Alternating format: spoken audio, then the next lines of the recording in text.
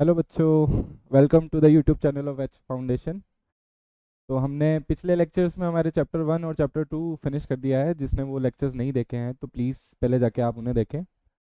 आज हम लोग हमारा चैप्टर 3 जो कि इलेक्टोरल पॉलिटिक्स है उसे फिनिश उसे स्टार्ट करेंगे। तो इसमें हम जानेंगे कि हमारे जो देश है उसमें इलेक्शन किस तरीके से होते हैं। इलेक्शन का मतलब लाइक चुनाव किस तरीके से होता है, क्या क्या प्रोसेस रहती है, कौन चुनाव लड़ते हैं, किस तरीके से हम वोटिंग करते हैं, और जो हमारे ओवरऑल इलेक्शन होता है देश के अंदर उसका ध्यान कौन रखता है, उस पर नज़र कौन रखता है कि ये सही तरीके से हो रहे हैं या नहीं हो रहे हैं। तो हम पढ़ते हैं कि इलेक्टोरल पॉलिटिक्स हमारे इंडिया में किस तरीके की है। तो सबसे पहले हम लोग शुरू करेंगे हरियाणा के एग्जाम्पल से कि हरियाणा में क्या हुआ था। कि हरियाणा स्टेट असेंबली इलेक्शन 1987, उसमें क्या था ना कि इस इलेक्शन से पहले हरियाणा के अंदर कांग्रेस की गवर्नमेंट थी, तो वो रूल कर रही थी। 1987 के असेंबली इलेक्शंस में एक चौधरी देवीलाल करके थे, उन्होंने न्याय युद्ध करा। न्याय युद्ध क्या है, यहाँ पे एक स्लोगन है कैंपेन का। ठीक है, तो उसमें क्या था कि उन्होंने प्रॉमिस करा किस चीज़ का, कि जो लोन्स चल रहे हैं फार्मर्स के उनको वो वेव कर देंगे। वेव करने से मतलब था उनका कि उनको वो हटा देंगे, जो भी लोन्स फार्मर्स ने ले रखे हैं उनको माफ़ कर देंगे। ठीक है, तो इससे क्या हुआ कि जब कांग्रेस वाली गवर्नमेंट थी तो ये सब चीज़ें नहीं थी। इन्होंने कैंपेन के अंदर, जो कैंपेन चल रहा था इलेक्शन के टाइम पे, उन्होंने ये प्रॉमिस करा आम जनता को, फार्मर्स को, कि मैं तुम्हारे लोन जो है उनको माफ़ कर दूंगा। तो उससे क्या होता है, जो लोक दल और उसके पार्टनर्स थे, मतलब जो ये चौधरी देवीलाल की पार्टी थी और इनके जो पार्टनर्स थे, उन्होंने 90 सीट्स के अंदर से 76 सीट्स उनके पास आ गई। मतलब उन्होंने इलेक्शंस के अंदर 76 सीट्स आउट ऑफ 90 जीत ली। अब अगर तुम मेजोरिटी देखो तो 90 में से मेजोरिटी आने के लिए उनको केवल 46 सीटें चाहिए होती है, फिर उनको 76 सीट मिल गई इलेक्शन जीतने के लिए। तो फिर क्या हुआ, उनकी पार्टी आ गई और फिर जो देवीलाल थे, चौधरी देवीलाल, उनको एज ए सीएम हरियाणा का चूज कर लिया गया। तो अब इस जो हमने हरियाणा का अभी ये सीन देखा, केस देखा, उससे हमें क्या सीखने को मिलता है कि अगर आप पार्टी में हो, मेजोरिटी में हो, अगर आप काम नहीं करोगे तो जो आम लोग हैं उनके पास ऑप्शन है कि वो आपको नेक्स्ट इलेक्शन में जीतने नहीं देंगे, और दूसरी पार्टी जो उनके लिए काम कर रही है, उनको प्रॉमिस कर रही है कि मैं ये चीज़ें करने वाला हूँ, उनको वो जिता देंगे। और सेम केस हमारे चौधरी देवीलाल जी के केस में हुआ। ठीक है, तो ये जो सवाल हमेशा हम देते हैं हर लेक्चर के अंदर, कि जो भी चीज़ हम पढ़ रहे हैं, जो भी चीज़ हमारे इंडिया में चल रही है, वो आखिर क्यों है ऐसी, यानी कि हम वाई का आंसर देते हैं। तो इसमें भी हम वही करेंगे कि why do we need elections. At the first place हमें चुनाव की आवश्यकता ही क्या है। तो देखो, imagine a democracy without election, यानी कि एक ऐसा लोकतांत्रिक देश जिसमें इलेक्शन ही नहीं है। तो can there be an another way to select representatives, यानी कि ये जो इलेक्शंस वाला तरीका है, क्या इसके अलावा भी कोई ऑप्शन है जिससे हम हमारे रिप्रेजेंटेटिव्स चुन सकते हैं। तो इस केस में तो क्या है ना कि काफ़ी चीज़ें हो सकती है। मतलब आप कुछ भी क्राइटेरिया बना सकते हो ना, कि विदाउट, अगर आप कोई भी इलेक्शन कराए, किसी को रिप्रेजेंटेटिव बनाना चाहते हो, तो उसमें तो बहुत सारी चीज़ें हो सकती है। आप बोल सकते हो कि यार मैं जो है रिप्रेजेंटेटिव चुनूंगा उसकी एजुकेशनल बैकग्राउंड के बेसिस पे। ठीक है, कि भाई उसने ये क्वालिफिकेशन कर रखी है, ये क्वालिफिकेशन है, तो मैं उसको मेरा रिप्रेजेंटेटिव चुन लूंगा। या हो सकता है आप उसको नॉलेज के बेसिस पर चुन रहे हो कि यार इसको इतना ज्ञान है, तो मैं इसको मेरा रिप्रेजेंटेटिव चुन लूंगा। या एक्स वाई जेड, आपने एक रेस ही करा दी कि भाई तू यहाँ से यहाँ तक भाग, जो जल्दी भाग पाएगा, जो जीतेगा, मैं उसको मेरा रिप्रेजेंटेटिव बना दूंगा। तो इससे क्या समझ आता है कि तरीके तो खूब हो सकते हैं, बहुत सारे हो सकते हैं इलेक्शंस के अलावा, बट बात ये निकल के आती है कि would this system be called democratic. यानी कि ये जो आप अदर वेज बता रहे हो, क्या ये डेमोक्रेटिक होंगे, लोकतांत्रिक होंगे। तो वही वाली बात है कि बिल्कुल नहीं होंगे। तो इसका सॉल्यूशन क्या निकल के आता है, जिसमें आप लोगों की विश को भी रख सको, जो इतनी बड़ी पॉपुलेशन है उसकी आप विल को रिप्रेजेंट कर सको, एक अच्छे कैंडिडेट को आप सेलेक्ट कर सको। तो ये सब चीज़ें हम जब देखते हैं तो हमारे पास सॉल्यूशन के नाम पे सिर्फ एक पॉइंट आता है, वो है इलेक्शंस। इसीलिए हम इलेक्शंस कराते हैं और इसीलिए एक डेमोक्रेटिक गवर्नमेंट के अंदर, एक डेमोक्रेटिक कंट्री के अंदर चुनाव या इलेक्शंस की प्रोसेस होती है जिससे हम हमारे रिप्रेजेंटेटिव्स चुनते हैं। ठीक है, कुछ और पॉइंट्स देखते हैं। In an election the voters make many choices, यानी कि जो मतदाता हैं वो काफ़ी सारी चॉइसेस करते हैं। किस तरीके की चॉइसेस? के दे कैन चूज वो will make loss for them, यानी कि इलेक्शंस के थ्रू वो अपने रिप्रेजेंटेटिव को चुनते हैं और वही रिप्रेजेंटेटिव उनकी बेसिस पे लॉस बनाता है, कानून बनाता है ना। तो ये पहली चॉइस है वोटर्स के पास। They can choose who will form the government and take major decision, है ना, कि मैंने आपको चूज करके, रिप्रेजेंटेटिव आप थे, मैंने आपको सेलेक्ट करके आपको गवर्नमेंट फॉर्म करने की पावर दे दी। आपको मेरे बेसिस पे, कंट्री के बेसिस पे मेजर डिसीजन लेने की पावर मैंने आपको प्रोवाइड कर दी वोट देके। तो ये हो गई उनकी second choice. Third, they can choose the party whose policies will guide the government and law making।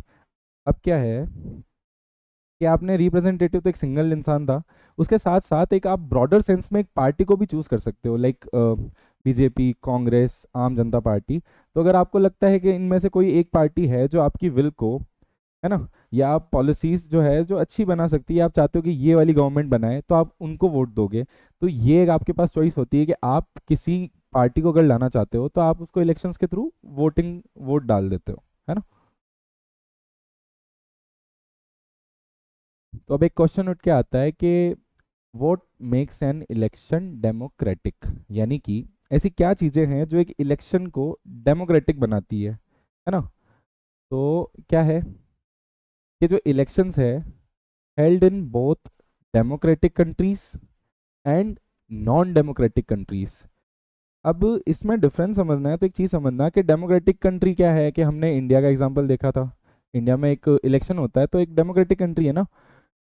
तो इस ये कहना चाह रहा है कि जो इलेक्शन है वो तो डेमोक्रेटिक कंट्रीज में भी होते हैं और नॉन डेमोक्रेटिक कंट्रीज में भी होते हैं। नॉन डेमोक्रेटिक कंट्रीज में हमने जब चाइना का एग्जांपल भी देखा कि पूरी तरीके से तो नहीं है ना, वो सिंगल पार्टी है। उसके अलावा हमने पाकिस्तान का एग्जांपल देखा था परवेज खान के टाइम के अकॉर्डिंग।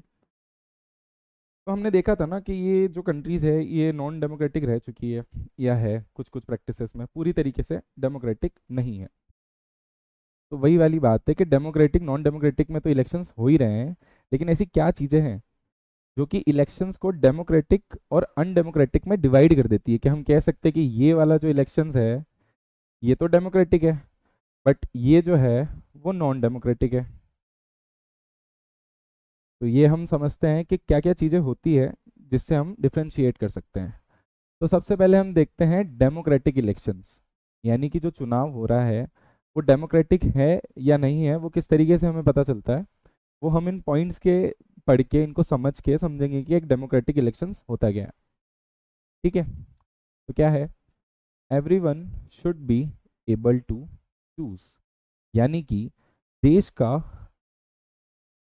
हर एक सिटीजन जो कि एलिजिबल है किसके लिए, वोट के लिए, वो चूज करने के लिए, वोट डालने के लिए एबल हो, मतलब वो अपने रिप्रेजेंटेटिव को चूज कर पा रहा हो। तो ये एक पावर होनी चाहिए, ये एक डेमोक्रेटिक इलेक्शन का फीचर है।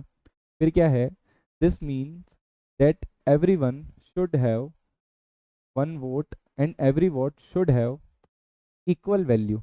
ये जो हमने चैप्टर 1 में डेमोक्रेटिक डिजाइन गवर्नमेंट पढ़ा था, उसके अंदर हमने फीचर्स में भी देखा था कि एक वोट होना चाहिए, ठीक है, इक्वल वोट होना चाहिए, इक्वल वैल्यू होनी चाहिए।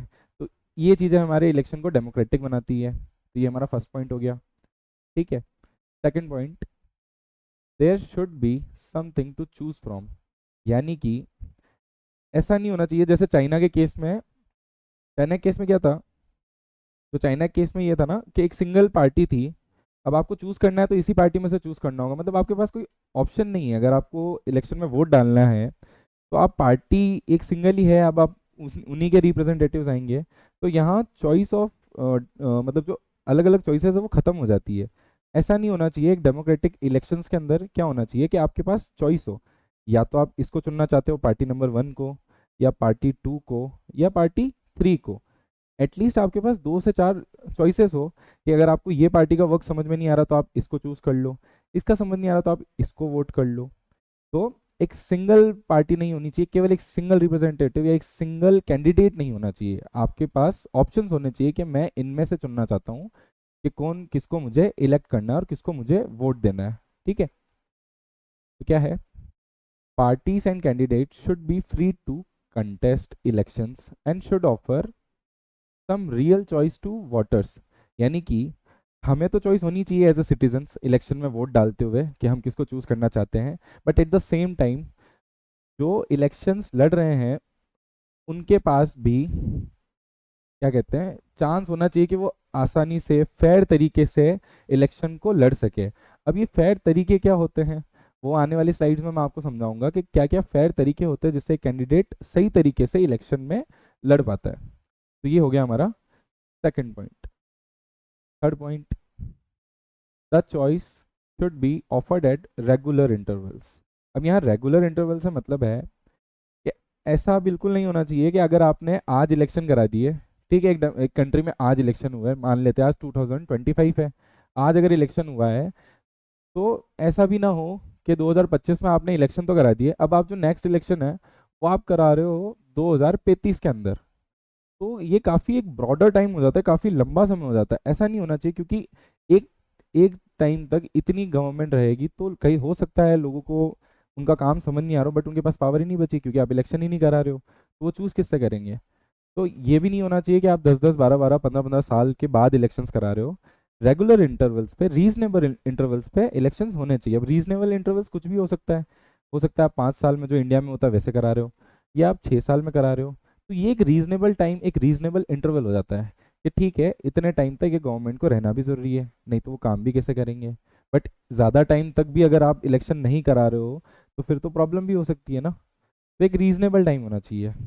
ओके, आगे क्या है, elections must be held regularly after few years. ये जो मैंने अभी समझाया कि 5-6 साल में, यानी कि कुछ सालों में तो हो जाना चाहिए।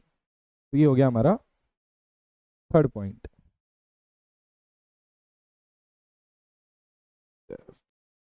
ठीक है, तो हम देखते हैं अब हमारा fourth point, the candidate preferred by the people should get elected.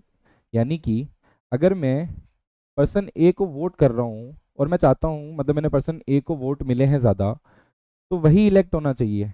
ऐसा नहीं है कि भाई मेजरली लोगों ने, मेजरली पॉपुलेशन ने एक इंसान को वोट दे दिया है लेकिन वही इलेक्ट ही नहीं हुआ। अब ये केस कब बन सकता है कि जब अगर पूरी पब्लिक, सारी जो पॉपुलेशन है वो मेजरली वोट एक इंसान को देती है, स्टिल अगर वो इलेक्ट नहीं होता है, तो ये रीजंस क्या हो सकते हैं। रीज़न सिंपल है, रीज़न क्या रहे होंगे कि वहाँ पे कुछ करप्शन का रोल हो गया है ना, अनफेयर प्रैक्टिस आपने यूज़ कर ली, कुछ फेर बदल कर लिया, है ना। तो ये कुछ रीजंस हो सकते हैं ना कि भाई हमने तो उनको वोट दिया, स्टिल वो अगर इलेक्ट नहीं हुआ, तो यानी कि कुछ ना कुछ तो इलेक्शंस की जो प्रोसेस हुई है, वोटिंग की जो काउंटिंग हुई है उसमें कुछ प्रॉब्लम है। तो एक डेमोक्रेटिक इलेक्शंस में ये चीज़ नहीं होनी चाहिए, है ना। तो ये हो गया हमारा फोर्थ पॉइंट। फिफ्थ देखते हैं, elections should be conducted in a free and fair manner where people can choose as they really wish. अब इस पॉइंट को, फिफ्थ वाले पॉइंट को फोर्थ वाले पॉइंट से कनेक्ट करो।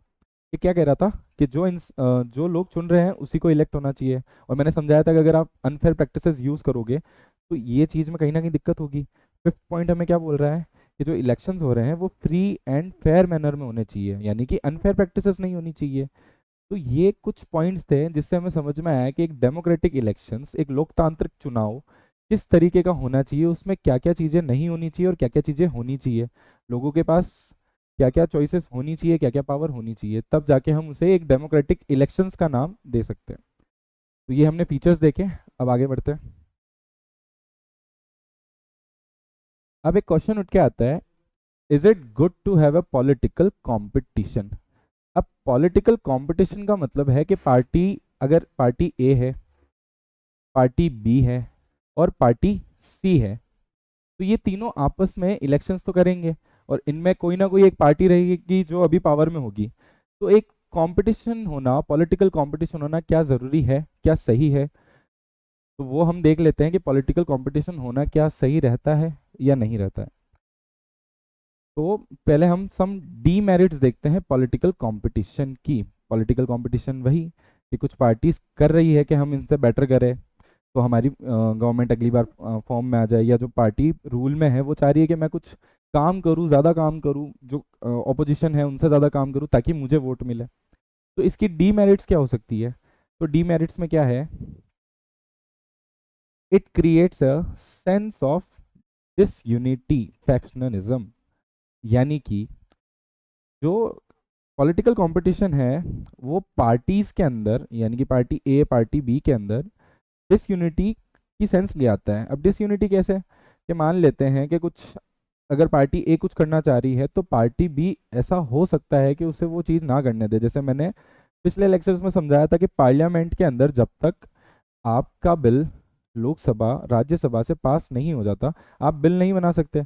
अब मेजरली आपकी पार्टी तो है, आपको मिल जाएगा कि आप लोकसभा से पास करा दो, लेकिन पॉइंट यहाँ आता है कि जो ऑपोजिशन पार्टी है या दूसरी पार्टीज हैं उनमें वो यूनिटी वाला सेंस नहीं हो पाता, वो एकजुट होकर काम करने का सोच नहीं रखते। फिर वो यही रहते हैं कि यार मुझे तो कंपटीशन करना है, मुझे अगली बार पावर में आना है।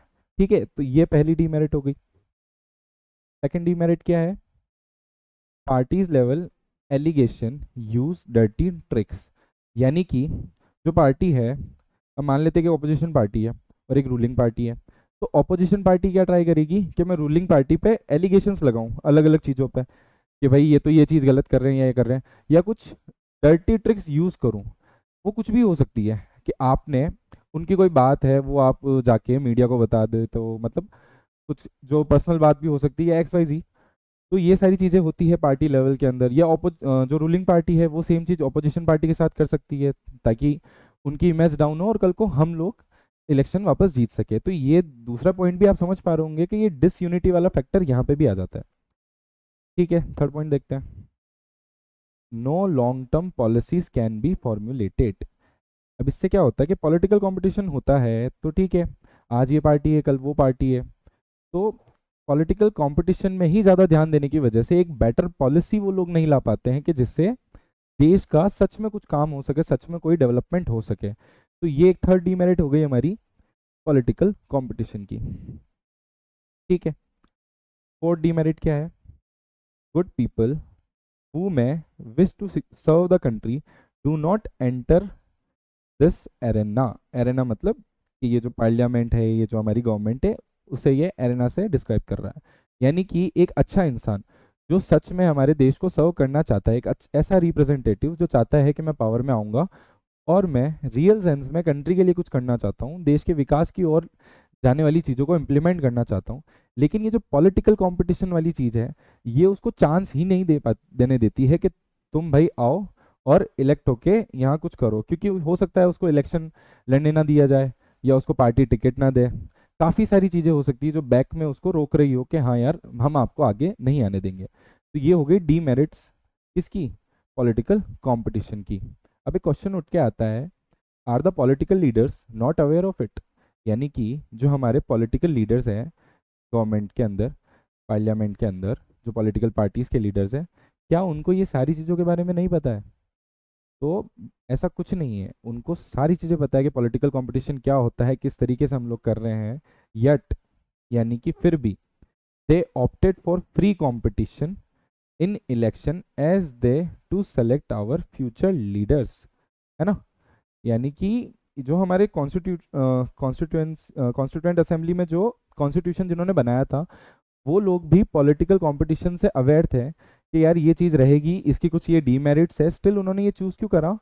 तो उसके रीजंस क्या रहे थे कि यार ये तो डीमेरिट्स हो गई, स्टिल पॉलिटिकल कंपटीशन होना कंट्री में ज़रूरी है, क्योंकि अगर एक पार्टी को लगता है कि मेरे पास कंपटीशन ही नहीं है, कोई मेरे ऑपोजिशन में ही नहीं है, तो फिर वो तो अपने मन मर्जी का मालिक हो जाएगा। और कहीं ना कहीं अगर मन मर्जी आप चलाने लग गए तो यही तो चीज़ आपको डिक्टेटरशिप की तरफ ले जाती है ना। ये हमने देखा था ना फर्स्ट चैप्टर के अंदर, कि अगर आपको डर ही नहीं है कि आपको कोई हटा पाएगा, कि आपके पास कोई कंपटीशन ही नहीं है, तो आप अच्छा काम करोगे ही नहीं ना। तो कहीं ना कहीं पॉलिटिकल कंपटीशन होना भी ज़रूरी है, इसलिए जो हमारे पॉलिटिकल लीडर्स थे या जो कॉन्स्टिट्यूएंट असेंबली के कॉन्स्टिट्यूशन मेकर्स थे, उन्होंने फ्री कंपटीशन हमारे इलेक्शन के अंदर इंक्लूड करा था। ठीक है, समझ में आया कि डीमेरिट्स क्या है और पॉलिटिकल कंपटीशन क्या है। है ना। ठीक है, is it good to have political competition? देखते हैं। इन एन आइडियल वर्ल्ड, ठीक है, आइडियल वर्ल्ड की बात हो रही है ना, हमारे रियल वर्ल्ड की बात नहीं कर रहे, एक इमेजिनरी वर्ल्ड है ना। All political part leaders know what is good for the people and are motivated only by a desire to serve them. Political competition is not necessary in such an ideal world. मतलब कि ये कह रहा है कि एक ideal world के अंदर क्या होता है कि जो पॉलिटिकल लीडर्स है उनको पता होता है कि लोगों के लिए क्या अच्छा है और क्या गलत है, और वो मोटिवेटेड होते हैं सिर्फ और सिर्फ उनको सर्व करने के लिए, उनके कोई भी पर्सनल रीजंस की वजह से नहीं, पर्सनल कुछ भी जिनसे उनको फायदा हो रहा है ना। तो ऐसे एक आइडियल वर्ल्ड में पॉलिटिकल कंपटीशन की कोई ज़रूरत नहीं है। अब ये तो देखो हो गई, क्या हो गई, एक इमेजिनरी दुनिया, है ना। मतलब तुम एक फेरी टेल की दुनिया में जी रहे हो। क्या रियल लाइफ में ऐसा कुछ है कि हमारे पास एक आइडियल वर्ल्ड है कि जिसमें पॉलिटिकल लीडर्स जो है वो यही चाहते हैं कि हम ऐसा करें, उनका कोई पर्सनल गेन वाला सिस्टम या कोई भी ऐसी डिजायर नहीं है? तो ऐसा तो होता नहीं है ना, ये तो एक इमेजिनरी वर्ल्ड की बात कर रहे हैं। बट द रियल वर्ल्ड वो क्या है? Leaders are required to work hard to remain in power, है ना। हमने देखा ना पॉलिटिकल कंपटीशन की वजह से कि भाई अगर आपको पावर में रहना तो आपको काम करना पड़ेगा, और टू गेन इट, यानी कि अगर आपको इलेक्शन में जीतना है, सीट चाहिए, तो आपको काम करना पड़ेगा। आपको, आप अगर पावर में हो तो आपको लोगों के लिए ढंग से काम करना पड़ेगा, अच्छी अच्छी पॉलिसीज लानी होगी। ठीक है, political competition is a reward for serving and eight the same time punishment for not performing the duty. अब पॉलिटिकल कंपटीशन क्या है? एक तरह से रिवॉर्ड है। रिवॉर्ड के सेंस में अच्छा काम करोगे, लोगों के लिए काम करोगे, देश के लिए काम करोगे, ये लो आप इलेक्शन जीत गए। और एक तरह से पनिशमेंट भी है, मतलब कि सजा भी मिलेगी। किस तरीके से सजा? बुरा काम करोगे, काम ही नहीं करोगे देश के लिए, लोगों के लिए पॉलिसीज बिल कुछ भी नहीं लेके आओगे, तो क्या होगा? आपको इलेक्शंस में निकाल दिया जाएगा, नेक्स्ट इलेक्शन में आपकी गवर्नमेंट को गिरा दिया जाएगा और दूसरी गवर्नमेंट को चांस दे देंगे कि भाई अब आप आओ, आप अपनी गवर्नमेंट बनाओ और आप हमारे लिए काम करो। ठीक है, political competition may cause divisions and some ugliness. ये किस तरीके से? मतलब कि जो हमने पढ़ा था कि यार एलिगेशंस लगा देते हैं एक पार्टी दूसरी पार्टी पे, या डर्टी जो ट्रिक्स होती है वो यूज़ करते हैं। इससे क्या होता है ना कि जो पार्टीज है, इतनी सारी पार्टीज, उनके बीच में डिविजन्स हो जाता है, और समटाइम्स तो पार्टी के अंदर भी बहुत सारी आइडियोलॉजीज होती है कि ये बंदा कुछ और सोचता है और ये बंदा कुछ और सोचता है, तो इनकी आइडियोलॉजी के बीच में भी टकराव होता है। तो उससे क्या होता है कि डिविजन्स हो जाते हैं, कुछ गंदी प्रैक्टिसेस वो यूज़ करने लग जाते हैं इलेक्शंस को जीतने के लिए। गंदी प्रैक्टिसेस में बहुत कुछ हो सकता है कि आप वोटर्स खरीद रहे हो, वोट बैंक खरीद रहे हो, है ना। Still but it finally helps to force political parties and leaders to serve the people. But at the end political competition जो करवाना चाहता है वो कर हो ही जाता है। लाइक क्या कि जो पॉलिटिकल पार्टीज है वो एट द एंड जो उनका मोटिव होना चाहिए, मोटिव क्या होना चाहिए, मेन मोटिव क्या है? Serve the people, serve the country. तो वो पॉलिटिकल कंपटीशन से हो पाता है। तो ये हमने समझा कि यार is it good to have political competition. तो ये हमने देखा आइडियल वर्ल्ड क्या होता है और रियल वर्ल्ड में डिफरेंस क्या है। अब बात आती है कि ये हमने आइडियल वर्ल्ड देख लिया, हमने डेमोक्रेटिक इलेक्शंस देख लिए कि डेमोक्रेटिक इलेक्शंस किस तरीके से होने चाहिए, चुनाव किस तरीके से होना चाहिए, क्या क्या लोगों के पास चांस होना चाहिए, क्या क्या पार्टीज के पास ऑप्शन होने चाहिए, हमने डीमेरिट्स भी देख ली। अब बात आती है कि हम तो इंडिया में रह रहे हैं, है ना। तो what is our system of election, कि जो हमारा देश है इंडिया, उसमें क्या सिस्टम है इलेक्शन का, है ना, वो देखते हैं। तो पहला क्वेश्चन ये उठ के आता है कि can we say that Indian elections are democratic. तो पहले तो हम इसका जवाब देते हैं ना कि यार जो हमारा इंडियन इलेक्शन, जो इंडिया के अंदर इलेक्शन हो रहे, क्या वो डेमोक्रेटिक है? तो अब ये डिपेंड करता है कि हाउ इंडिया के अंदर इलेक्शन किस तरीके से हो रहा है, ये उस पर डिपेंड करता है। क्योंकि हम जब तक प्रोसेस नहीं समझेंगे कि इस तरीके से इलेक्शन हो रहा है, तो जो हमारा जो हमारे फीचर्स थे जो हमने देखे अभी, हम उसके पॉइंट से उनको रिलेट करके टिक कैसे कर पाएंगे कि हाँ यार हमारे इंडिया में फर्स्ट पॉइंट है, तो हाँ ठीक है तुम इस पे उतर पा रहे हो, सेकंड पॉइंट है, हाँ तो आप इस पे भी खड़े हो पा रहे हो। तो ये सारी चीज़ें हम देखेंगे तभी तो हम बता पाएंगे ना कि इंडिया का जो इलेक्शन है वो डेमोक्रेटिक है या नहीं है। ठीक है, तो क्या है, इंडिया के अंदर जो पार्लियामेंट है उसमें दो हाउसेज होते हैं। दो हाउसेज कौन से? एक होता है लोकसभा, एक होता है सॉरी ये हमारे स्टेट के अंदर होता है विधानसभा, है ना। तो ये हमारे नेशनल लेवल पार्टी हो गई, ये हमारी स्टेट लेवल विधानसभा हो गई, है ना, स्टेट असेंबलीज। तो क्या होता है, some time election is held only for one constituency. अब ये क्या बात हुई कि इलेक्शन आप करा रहे हो और सिर्फ एक कॉन्स्टिट्यूएंसी के लिए करा रहे हो, और पहली चीज तो ये कॉन्स्टिट्यूएंसी क्या है, तो ये भी हम समझते हैं। To fill the vacancy caused by death और रेजिग्नेशन ऑफ अ मेंबर। तो क्या होता है कि इलेक्शन हो गए, सब कुछ हो गया, गवर्नमेंट फॉर्म हो गई, गवर्नमेंट का टेन्यूर है कि आप 5 साल तक रूल करोगे, आप पार्टी गवर्नमेंट आपकी रहेगी। बट जितने भी स्टेट असेंबलीज के अंदर जो एमएलएज हैं, क्या ऐसा होता है क्या हमेशा वो रहेंगे, मतलब कुछ भी इंसिडेंट हो सकता है ना, लाइक हो सकता है कि वो सिटिंग एमएलए हैं बट उनकी डेथ हो जाए, पॉसिबल है ना कि डेथ हो सकती है, या कुछ मेडिकल इश्यूज की वजह से, या कुछ माल प्रैक्टिसेस, कुछ करप्शन की वजह से उनको रेजिग्नेशन देना पड़ जाए। तो इन केसेस में क्या होता है कि एक सीट जो आपने एमएलए की थी वो तो वॉइड हो गई ना, वॉइड यानी खाली हो गई, अब इसको फिल करना भी तो जरूरी है। तो इसको फिल करने के लिए हम सिर्फ जिस कॉन्स्टिट्यूएंसी में ये प्रॉब्लम जनरेट हुई थी कि भाई वहाँ के एमएलए की डेथ हो गई या उनको रिजाइन करना पड़ गया, तो हम कई बार इलेक्शन है वो केवल और केवल एक ही कॉन्स्टिट्यूएंसी में करवाते हैं, ठीक है। तो ये जो इलेक्शन हम एक ही कॉन्स्टिट्यूएंसी में कराते हैं, किस बेसिस पे कि किसी की डेथ हो गई, किसी को रिजाइन करना पड़ गया। तो इन जो इलेक्शन है, इस इलेक्शन को हम नाम देते हैं बाई इलेक्शन, यानी कि एज अ होल ये पूरे कंट्री के अंदर या पूरे स्टेट के अंदर असेंबली के इलेक्शन नहीं हुए हैं, ये एक आपने कॉन्स्टिट्यूएंसी में इलेक्शन कराया, इसलिए हम इसे जनरल इलेक्शन से दूर रखकर बाई इलेक्शन नाम देते हैं। तो ये सेकंड टाइप क्या होता है हमारा, एक तो जनरल इलेक्शन, जनरल इलेक्शन में तो सारा आ गया ना कि आपने लोकसभा, विधानसभा, स्टेट असेंबलीज, इन सबका इलेक्शन इलेक्शन आप करवा रहे हो, या देश का पूरा जनरल इलेक्शन चल रहा है। तो ये हमने देखा कि लोकसभा और विधानसभा होती है, लोकसभा हमारे नेशनल लेवल पे, विधानसभा हमारे स्टेट लेवल पे, ठीक है। आगे बढ़ते हैं। अब बात आती है कि इलेक्टोरल कॉन्स्टिट्यूएंसीज क्या होती है, ठीक है। अब इलेक्टोरल कॉन्स्टिट्यूएंसीज को ऐसा समझो कि मान लेते हैं ये जो बॉक्स है ये हमारा इंडिया है ना, और ये कॉर्नर में ये छोटा सा बॉक्स है ये हमारा राजस्थान है। तो अब क्या होगा ना कि हम राजस्थान के अंदर जो स्टेट असेंबलीज है उसके अंदर जो रिप्रेजेंटेटिव चुनेंगे, हम राजस्थान को अलग अलग छोटी छोटी सी एरिया में डिवाइड कर देंगे कि ये हो गया एरिया 1, ये हो गया एरिया 2, ये हो गया एरिया 3, और ये हो गया एरिया 4। अब इसमें क्या होगा ना कि हम इन एरिया को नाम दे देंगे कि ये अब से हो गई कॉन्स्टिट्यूएंसीज, यानी इलेक्टोरल कॉन्स्टिट्यूएंसीज। हर एक कॉन्स्टिट्यूएंसी से एक इंसान खड़ा होगा, उसे हम इलेक्ट करेंगे और हमारी स्टेट असेंबलीज के अंदर सेलेक्ट करेंगे, ठीक है।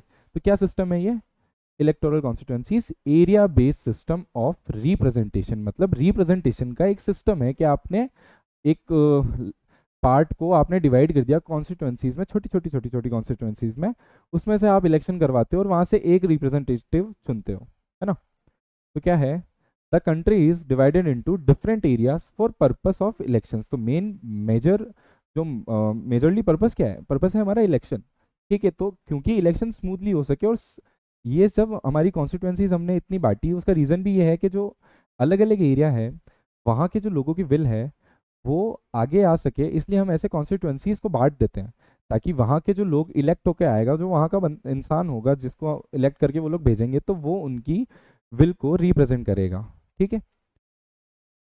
These areas are called electoral constituencies, ये हमने पढ़ा।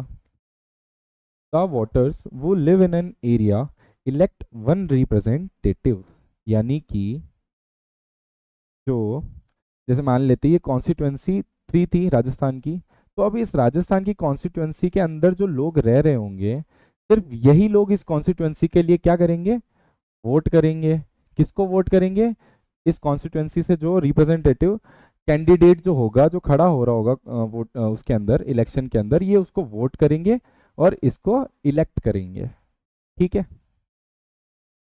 तो अब देखो, इसको समझना कि हमारे जो नेशनल लेवल पे पार्लियामेंट है उसके अंदर क्या है, एक हाउस है Lok Sabha, just give me a second, एक हाउस है लोकसभा और एक हाउस है राज्यसभा, ठीक है। तो जो लोकसभा है उसके अंदर जो लोग इलेक्ट होके आते हैं, उसके अंदर जो गवर्नमेंट फॉर्म होती है, मतलब उसके अंदर जो रिप्रेजेंटेटिव्स बैठते हैं, वो कहाँ से आ रहे हैं? वो 543 इलेक्टोरल कॉन्स्टिट्यूंसीज से आ रहे हैं। मतलब देखो कितनी कितने सारे लोग आ रहे हैं, मतलब 543 इलेक्टोरल कॉन्स्टिट्यूंसीज है, वहां से रिप्रेजेंटेटिव लोकसभा के अंदर आ रहे हैं।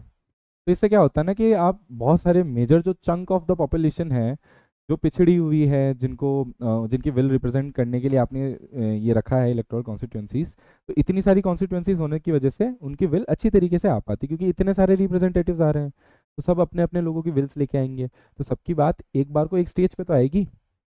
तो जो इन इलेक्टोरल कॉन्स्टिट्यूंसीज में लोकसभा के अंदर जो इलेक्ट होके आते हैं, उन्हें हम एमपी कहते हैं। एमपी का मतलब क्या हुआ? एमपी का मतलब हुआ मेंबर ऑफ पार्लियामेंट। ठीक है, ये वो है हमारे लोकसभा का केस। अब जो राज्यसभा है, जो हमारा लोअर ये लोग राज्यसभा है, उसको हमने क्या कर रखा है? Divided into specific number of constituencies. इसको भी हमने कुछ नंबर्स के अंदर डिवाइड कर रखा है कॉन्स्टिट्यूंसीज के अंदर। अब जो यहाँ के रिप्रेजेंटेटिव्स होते हैं, इन्हें हम कहते हैं MLA, member of legislative assemblies.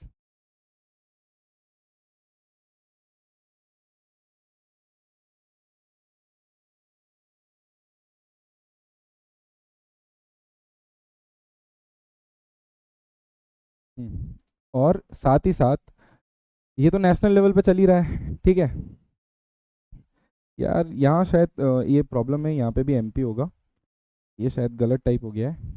यहाँ पे भी एमपी होता है, जो राज्यसभा के मेंबर्स हैं उन्हें भी हम एमपी ही बोलते हैं, ठीक है। तो अब ये जो थर्ड पोर्शन है हमारा, पंचायत एंड म्युनिसिपल इलेक्शंस, ठीक है। तो इसमें क्या होता है कि भाई आपने, अब इसको एक ठीक तरह से समझो, मैं थोड़ा सा आपको ना ये एक्सप्लेन कर देता हूँ, ये शायद मिसटाइप हो गया है यहाँ पे। यहाँ राज्यसभा की जगह आप लोग, मैं आपको ब्लैंक पेज पे समझा ही देता हूँ ढंग से। कहाँ थे हम? ठीक है, तो देखो, एक हो गई हमारी लोकसभा, ठीक है। यहाँ हम अलग अलग कॉन्स्टिट्यूंसी से इलेक्ट कर रहे हैं, और यहाँ जो इलेक्ट होके लोग आ रहे हैं, हम उनको बोल रहे हैं मेंबर ऑफ पार्लियामेंट, यानी कि एमपी। और उसी सेम टाइम पे जो ये तो हमारा हो गया नेशनल लेवल, है ना, लोकसभा। और स्टेट लेवल पे क्या होती है? स्टेट असेंबलीज होती है।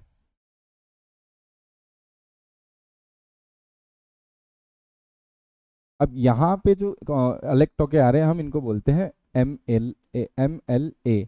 एमएलए का मतलब होता है मेंबर ऑफ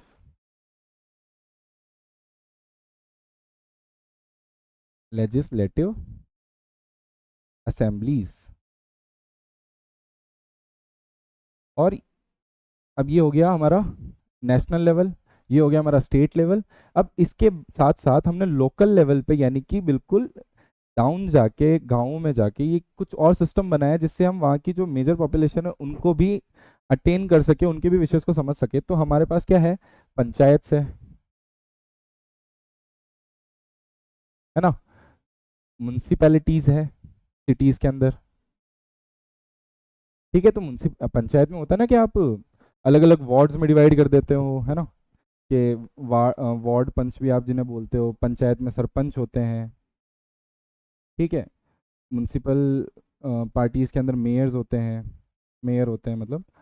तो इससे क्या होता है ना कि आपने जो एक देश है उसमें इलेक्शंस को इस तरीके से कराया कि आप एक नेशनल लेवल पे भी अटेंड कर रहे हो लोगों को, स्टेट लेवल पे भी अटेंड कर रहे हो, और लोकल लेवल बिल्कुल अंदर जाके, सिटीज़ के अंदर, गाँवों के अंदर जाके भी आपने एक सिस्टम बनाया जिससे हम लोगों की विशेष को अटेंड कर पा रहे हैं, ठीक है। तो ये थोड़ा सा हटा देना। और ये हमने समझ लिया,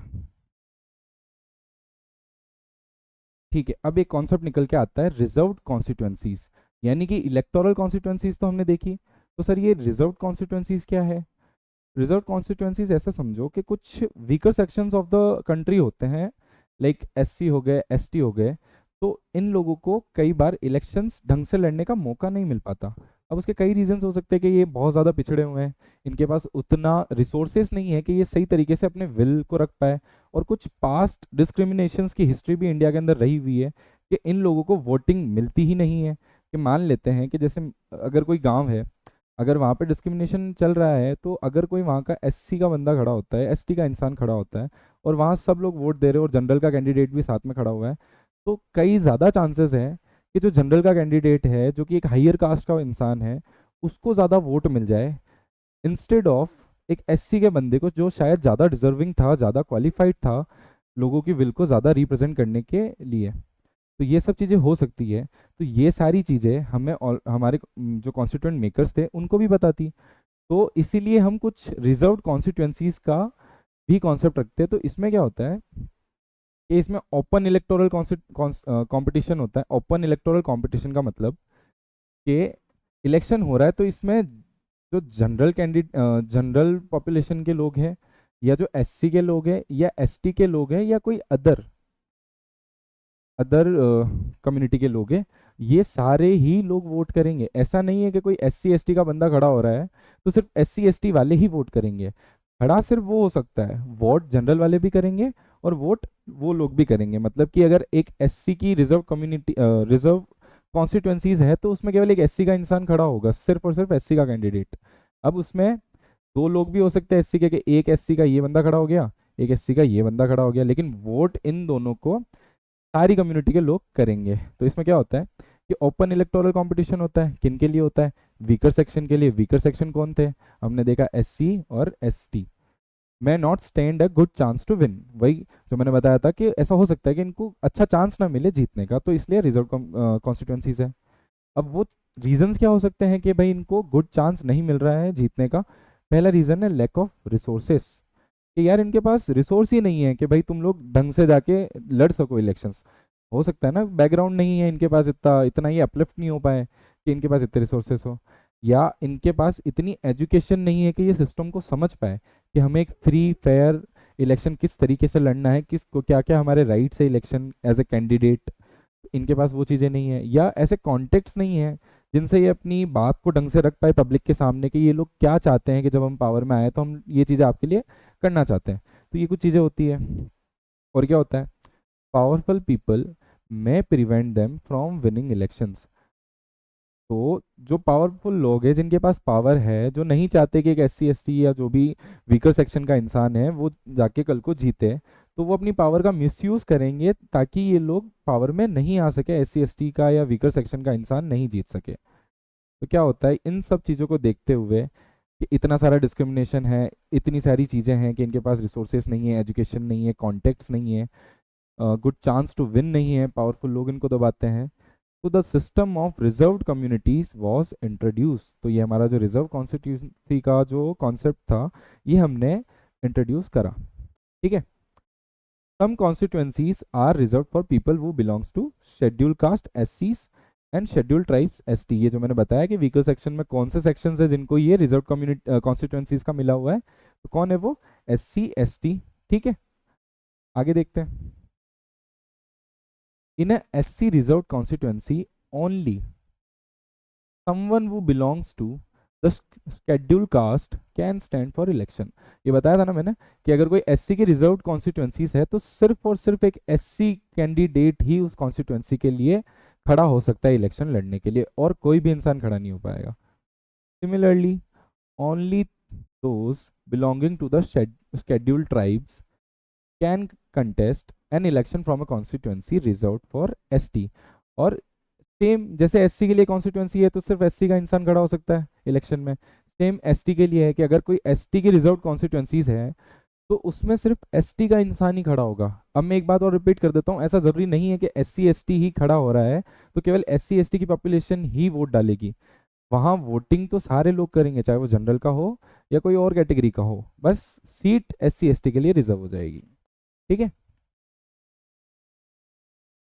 तो अब देखते हैं कि number of seats in Lok Sabha कितनी है एससी और एसटी के लिए। जो हमारी लोकसभा थी ना, उसके अंदर रिजर्वेशन कितना है एससी के लिए और शेड्यूल ट्राइब एसटी के लिए। तो वो कुछ इस तरीके का क्या है, 84 सीट्स तो हमने एससी के लिए लिख रखी है, किसके अंदर? लोकसभा के अंदर रिजर्व सीटें। और 47 सीट्स हमने एसटी के लिए रख रखी है, कहाँ? लोकसभा के अंदर। तो ये हमारी कुछ रिजर्व कॉन्स्टिट्यूंसीज है जो एससी और एसटी की है, कहाँ, लोकसभा के अंदर। ठीक है भाई, आगे देखते हैं। Later on this system of reservation was extended at the district and local level, panchayat and municipal. यानी कि पहले तो ये नेशनल लेवल पे था, यानी कि लोकसभा के अंदर चल रहा है, ठीक है, सिर्फ लोकसभा में हम लोग रिजर्व कॉन्स्टिट्यूंसीज देख रहे हैं। लेकिन बाद में इस सिस्टम को एक्सटेंड कर दिया गया, कहाँ एक्सटेंड करा, डिस्ट्रिक्ट और लोकल लेवल पे, यानी कि जो हमारे विलेज हैं, जहाँ पंचायत है, म्यूनसिपल कॉरपोरेशन जो सिटीज़ के अंदर हैं, तो हमने वहाँ पे भी ये रिजर्व कॉन्स्टिट्यूंसीज का जो सिस्टम था, हमने उसको बिल्कुल ग्राउंड लेवल यानी डिस्ट्रिक्ट और ग्राम पंचायत के अंदर भी इंट्रोड्यूस कर दिया। अब ये क्यों करा, ताकि इन लोगों को यहाँ पे भी मौका मिल पाए, क्योंकि जितना अगर मेजरली डिस्क्रिमिनेशन हो रहा है अगर आज भी इस देश के अंदर, तो वो बिल्कुल ग्राउंड लेवल पे विलेज में जाके ही हो रहा है ना। सिटीज़ में तो चलो आजकल कम हो गया है, तो ये सारी चीज़ें देना भी जरूरी हो जाती है कि इन लोगों को चांस तो मिला एटलीस्ट, कि ये कल को जाके वहाँ इलेक्शन तो लड़ पाए। तो ऐसे हम आज भी देखते हैं कि जब भी पंचायत में भी इलेक्शंस होते हैं हर कुछ सालों के अंदर, तो सीटें कुछ इस तरीके से आती है कि आज इस साल एससी की सीट आई है, तो कल एसटी की सीट आएगी, तो कल ओबीसी की सीट आएगी, तो कल जनरल की सीट आएगी, है ना। तो कुछ इस तरीके से इलेक्शंस होते हैं पंचायत लेवल पे, अभी के टाइम पे, आज के टाइम पे। ठीक है, तो क्या है, the proportion of seats reserve varies from state to state. अब ये जो सीट्स है जो रिजर्व कर रखी है आपने, अब ये वेरी करती है, किसमें वेरी करती है, स्टेट टू स्टेट। अब ये क्यों वेरी करती है, क्योंकि अगर एक स्टेट है ना, तो एक स्टेट की पॉपुलेशन, है ना, पॉपुलेशन हो गई, एक स्टेट का एरिया, ये सब अलग अलग होता है ना। तो ये जो रिजर्व सीटें हैं ये भी अलग अलग होगी, होनी ही चाहिए ना। किसी स्टेट की पॉपुलेशन ज़्यादा है तो किसी स्टेट की एरिया ज़्यादा है, किसी स्टेट की पॉपुलेशन कम है, तो उसी को मद्देनज़र रखते हैं हमें जो ये सीट्स रिजर्व्ड है, हम इसको स्टेट टू स्टेट वेरी रखते हैं कि यहाँ इतनी होनी चाहिए और यहाँ इतनी होनी चाहिए। आगे क्या लिखा है, 1/3 of the seats are reserve for women also. अब ये जो वीकर सेक्शन है, ठीक है, उसमें SC ST भी है, तो उसके साथ साथ वुमेन भी है, क्योंकि हिस्टोरिकली इनके साथ भी डिस्क्रिमिनेशन काफ़ी सब हुआ है। और आज भी गांव के अंदर अगर कोई वुमेन इलेक्ट होना चाहती है या इलेक्शन लड़ना चाहती है, तो उसको मेन से तो इन्फीरियर ही समझा जाता है ना, कि यार ये जाके क्या हमारे लिए डिसीजन लेगी। तो हमने वुमेन्स के लिए भी सीट्स रखी है रिजर्व्ड, कहाँ, रूरल लेवल पर और अर्बन लोकल गवर्नमेंट के अंदर। ठीक है, अब आते हैं वोटर्स लिस्ट पे, कि यार ये वोटर्स लिस्ट मतलब कि जो वोट कर रहे हैं उनकी भी एक लिस्ट होती है। अब वो लिस्ट किस तरीके से प्रिपेयर होती है, कौन उस वोटिंग लिस्ट के अंदर आएगा और कौन वोट दे सकता है, ये भी देखते हैं। तो देखो, constituencies are decides who would who would vote now, यानी कि एक कॉन्स्टिट्यूंसी के अंदर जो लोग हैं वो वोट करेंगे, और किस तरीके से करेंगे वो डिसाइड कैसे होता है, कि एक इलेक्टोरल वोटर लिस्ट बनती है। किस चीज़ की लिस्ट बनती है, वोटर्स की लिस्ट बनती है उस कॉन्स्टिट्यूंसी के अंदर, और किस बेसिस पे बनती है, कि कौन से ऐसे लोग हैं जो कि एलिजिबल टू वोट है। और एलिजिबिलिटी क्राइटेरिया क्या है इंडिया के अंदर, कि आप 18 या 18 प्लस होने चाहिए, तो आप वोट कर सकते हो। ठीक है, अब ये किस चीज़ पे बेस्ड है, ये बेस्ड है हमारे principle of universal adult franchise, और ये हमारा डेमोक्रेसी का फीचर भी था, 1 वोट 1 वैल्यू 1 पर्सन। ठीक है, तो यूनिवर्सल एडल्ट फ्रेंचाइजी मैंने आपको बताया था ना कि अलग अलग देश में अलग हो सकती है, कि हमारे देश में 18 साल वाले वोट दे सकते हैं, तो किसी देश में हो सकता है 21 साल वाले दे सकते हो। बट यूनिवर्सल एडल्ट फ्रेंचाइजी ये बोलती है कि आप एज तो बिल्कुल आपने रख दी कि हाँ ठीक है 18 वाले दे सकते हैं, तो अब उन 18 एज वालों में डिस्क्रिमिनेशन मत करना, कि भाई एक 18 साल वाला इंसान है, एक दूसरा 18 साल वाला इंसान है, तो अमीर गरीब में या एजुकेशन के बेसिस पे आप इन सब में भेदभाव मत करना। जो भी 18 का हो रहा है तो आप उन्हें वोट देने का अधिकार दोगे। तो हमारी कंट्री में क्या है, in our country all the citizens aged 18 years and above can vote in a election, ये मैंने अभी आपको समझाया। ठीक है, some criminals and persons with unsound mind can be denied the right to vote. अभी देखना यहाँ पे, अनसाउंड माइंड का मतलब होता है कि वो अभी स्टेबल नहीं है दिमागी तौर से, या उनको कोई मेंटल हेल्थ इश्यूज है, मेंटली वो अभी स्टेबल नहीं है। तो क्या बोलता है कि भाई कुछ गुनहगार यानी क्रिमिनल्स जो है, और कुछ ऐसे इंसान जो अनसाउंड माइंड के हैं, उनको मना भी किया जा सकता है कि आप इसमें वोट नहीं करोगे। अब ऐसा क्यों? क्योंकि कुछ क्रिमिनल्स हैं, हो सकता है कि वो एक ऐसे इंसान को लाना चाहते हो जिनसे उनकी साठ गांठ हो, ठीक है, कॉपरेशन हो, कि वो उनको निकाल दे बाद में इलेक्शन जीतने के बाद, इसलिए इनको राइट नहीं दिया जाता। और अनसाउंड माइंड से इनको क्यों नहीं दिया जाता कुछ कुछ केसेस के अंदर, कि शायद इनको पता ही नहीं है कि हमें वोट किसको देना है, क्या सही है हमारे लिए, क्या सही नहीं, क्योंकि उनकी मेंटल हेल्थ तो सही नहीं है ना, उनको तो यही नहीं पता उनके लिए क्या अच्छा है क्या बुरा है। तो ऐसे केसेस में उनको राइट टू वोट डिनाई कर दिया जाता है। ठीक है। अब नॉमिनेशन ऑफ कैंडिडेट्स, अभी सिटीजन्स का हमने देखा। अब कैंडिडेट्स जो हैं, जो वोट इलेक्शन लड़ना चाह रहे हैं, उनका नॉमिनेशन किस तरीके से होता है? तो देखो, एनीवन हु कैन वोट, यानी कि जो भी इंसान जो वोट कर सकता है, can also become a candidate to contest elections. ठीक है, यानी कि एक कॉन्स्टिट्यूएंसी के अंदर जो भी इंसान वोट देने के लिए एलिजिबल है, वो उसी कॉन्स्टिट्यूएंसी के अंदर इलेक्शन लड़ने के लिए भी eight the same time eligible है, यानी कि वो भी वोट लड़ सकता है। कंडीशंस क्या है? ओनली डिफरेंस इज कि जो वोटिंग देने की एज हमने रखी है वो क्या है, 18 ईयर्स। और जो इलेक्शन एज अ कैंडिडेट आपको लड़ना है, तो उसकी एज हमने क्या रखी है, 25 ईयर्स। यानी कि अगर आपको वोट डालना है तो इंडिया के अंदर आप 18 साल या 18 साल के अबव होने चाहिए। और अगर आपको इलेक्शन में खड़ा होना है, एज अ कैंडिडेट इलेक्शन लड़ना है, तो आपकी एज 25 ईयर्स होनी चाहिए। तो बस एक ये सिंगल डिफरेंस है कि आपको कैंडिडेट कैसे, कैंडिडेट के लिए अगर अप्लाई करना है। और कुछ रिस्ट्रिक्शंस भी है, क्या है, there are some other restrictions on criminals etcetera.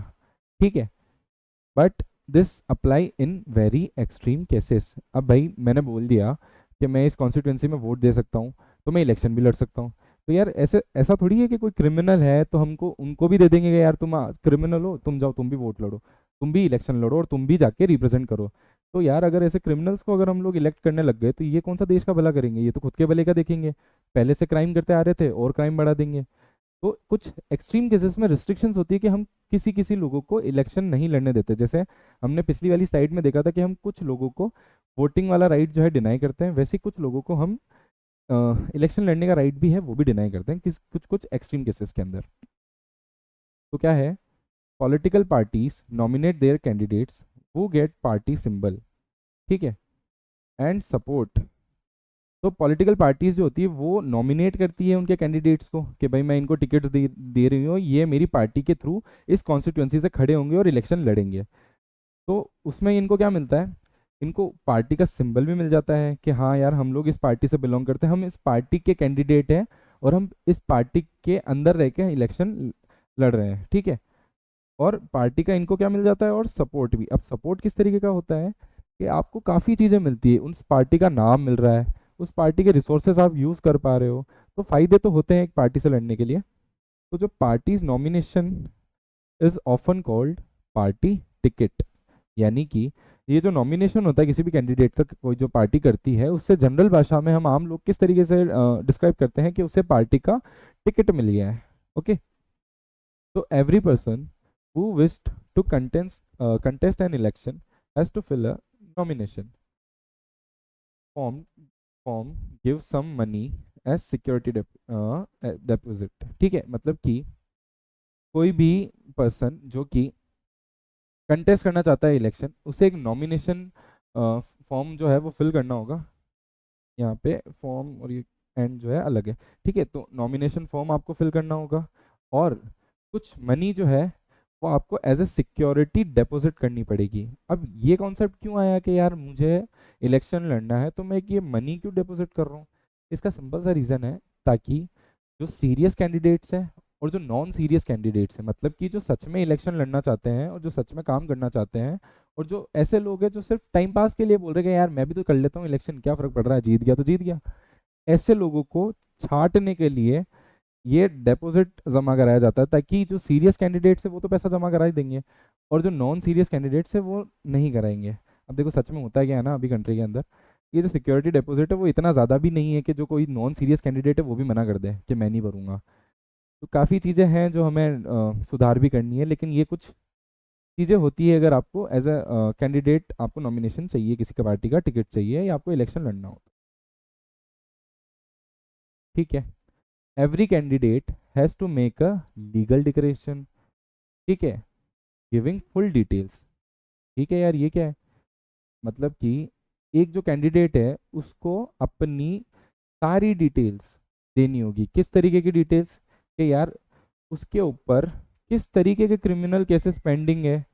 ठीक है, मतलब जो कैंडिडेट नॉमिनेशन के लिए जा रहा है उसको फुल क्लोजर देना होगा कि अगर उसके ऊपर कोई क्रिमिनल केस, कोई कानूनी कार्रवाई चल रही है, कि उसने कुछ करा है पहले, तो ये सारी चीज़ें उसको पूरी डिटेल देनी होगी। और क्या डिटेल देनी होगी, उसको डिटेल देनी होगी उसके एसेट्स की और लाइबिलिटीज़ की। एसेट्स का मतलब होता है कि उसके पास क्या क्या ज़मीन जायदाद है, कितना पैसा है, क्या नहीं है।